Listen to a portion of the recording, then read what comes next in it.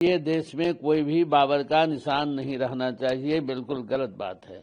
इसका तो हम लोग पुरजोर विरोध करेंगे और कहीं भी हम बाबरी मस्जिद नहीं बनने देंगे, ये निश्चित बात है।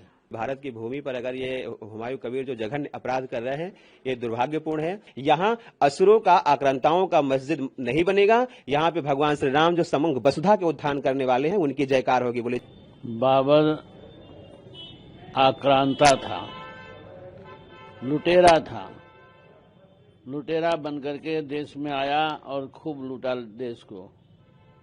इसलिए कहीं भी देश के अंदर बाबरी मस्जिद बनना नहीं चाहिए और न बनने देंगे हम। ये राष्ट्र हिंदुओं का है, भगवान राम का है और कोई बाबरी मस्जिद अयोध्या में थी ही नहीं। वहाँ तो राम जी की जन्मभूमि थी। लुटेरों ने, आक्रांताओं ने आकर के भगवान श्री राम जी के मंदिर पर आक्रमण किया, लूटा, ध्वस्त किया और उस पर ऊपर में थोड़ा मोड़ा केवल मस्जिद का रूप दे दिया। मस्जिद नहीं था, वो भगवान श्री राम जी का मंदिर ही था। इसलिए देश में कोई भी बाबर का निशान नहीं रहना चाहिए, बिल्कुल गलत बात है। महाराज जी क्या कहते हैं, सरकार के इस पर हस्तक्षेप करना चाहिए? भारत सरकार बिल्कुल करना चाहिए। सरकार को चाहिए, अब कोई आक्रांताओं का नाम नहीं होना चाहिए। ये राम जी की जन्मभूमि है, राम जी का देश है। इन आक्रांताओं के लिए कोई स्थान नहीं होना चाहिए। सरकार को पहल करनी चाहिए इस पर कार्रवाई के लिए। इसका तो हम लोग पुरजोर विरोध करेंगे और कहीं भी हम बाबरी मस्जिद नहीं बनने देंगे, ये निश्चित बात है। इसको लेकर सड़क पर उतरेंगे आप लोग? बिल्कुल आंदोलन करेंगे। देखिए, ये बहुत दुर्भाग्यपूर्ण है। अयोध्या भगवान श्री राम जी की जन्मभूमि है और ये सर्वविदित है। हमारे जितने भी पुराण हैं, जितने भी वेद हैं, सब में उनकी महिमा गाई जाती है। और ये तो बाबर हमारे यहाँ जो आया, वो एक लुटेरा था, एक आक्रांता था। उन्होंने केवल भारत में आकर के लूट की, अत्याचार की और अत्याचारियों का ना तो कोई इतिहास होता है, ना उसे कहीं संरक्षण दी जानी चाहिए। ये भारत की भूमि पर अगर ये हुमायूं कबीर जो जघन्य अपराध कर रहे हैं, ये दुर्भाग्यपूर्ण है। और मैं ये बताऊंगा कि अयोध्या जो है, ये भगवान श्री राम की जन्मभूमि है, समस्त भारत के सनातनियों के हृदय स्थली है, समस्त वसुधा के सनातन की प्राण स्थली है।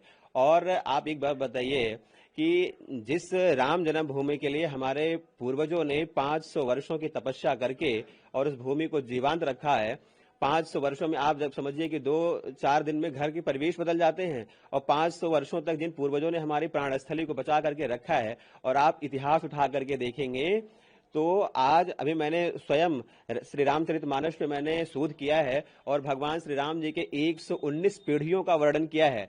तो जिसके 119 पीढ़ियों का जो है पूरी डेटा विद्यमान हो, जिन्हें सारे पुराणों में, सारे जो है वेद वेदांग में सब में गाई जा रही हो, उनकी महिमा पे झूठा और मिथ्या आरोप लगाना, ये इन लोगों की बड़ी साजिश थी, जिसे जो है हमारी सरकार ने, हमारे जो है सुप्रीम कोर्ट ने, सब ने पूरी जो है उसकी जांच पड़ताल करके भगवान श्री राम जन्मभूमि की स्थापना कराई है। उस पर अगर कोई उंगली उठाता है तो वो बहुत ही निंदनीय है। और जिस तरह से ये जो है अकबर हुमायूं कृत्य करने जा रहे हैं, देखिए, मैं ये नहीं कहता, सबकी अपनी पद्धति है, सबकी अपनी विधान है, सब कर सकते हैं, लेकिन किसी भी आतंकी का, किसी भी दुराचारी का, किसी भी ऐसे कुकृत्य करने वाले व्यक्तित्व के बारे में उसका जो है कोई भी ऐसा स्थल निर्माण करना जहां पर जो है उसकी समुचित स्तुति की जा सके, ये बहुत ही निंदनीय है। ऐसी घटना नहीं होनी चाहिए और इसके खिलाफ अयोध्या, सनातन और भारत के सभी सनातनी जो है एक आवाज उठाएंगे और ऐसे दुराचारियों के खिलाफ। अभी देखिए, हम लोगों ने एक आवाज उठाया था, पाठ्यक्रम में भी हमारे बहुत सारी ऐसी बदलाव हुए हैं,